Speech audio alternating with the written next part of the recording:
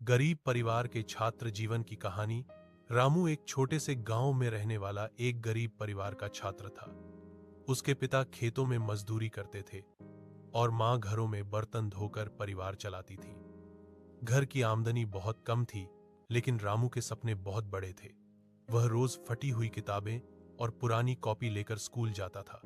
कई बार उसके जूते टूटे होते तो कई बार नंगे पांव ही चलना पड़ता, लेकिन पढ़ाई के प्रति उसका उत्साह कभी कम नहीं हुआ।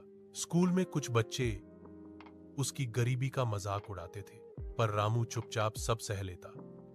उसे पता था कि पढ़ाई ही उसकी किस्मत बदल सकती है। शाम को स्कूल से लौटकर वह अपने पिता का हाथ बौंटाने खेत चला जाता और रात में लालटेन की रोशनी में पढ़ाई करता। बिजली अक्सर नहीं होती थी, फिर भी वह हार नहीं मानता। एक दिन स्कूल में विज्ञान प्रतियोगिता हुई। रामू ने कबाड़ से बना एक छोटा सा मॉडल प्रस्तुत किया। उसकी सोच और मेहनत देखकर शिक्षक बहुत प्रभावित हुए। रामू ने प्रतियोगिता में पहला स्थान प्राप्त किया। पूरे गांव में उसकी चर्चा होने लगी।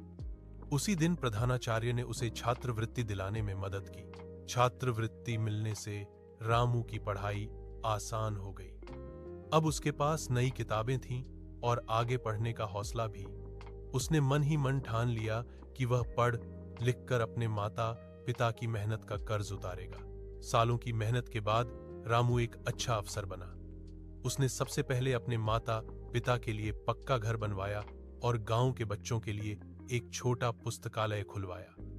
रामू की कहानी यह सिखाती है कि गरीबी हालात हो सकती है, मंजिल नहीं। सच्ची लगन, मेहनत और ईमानदारी से हर छात्र अपने सपनों को सच कर सकता है।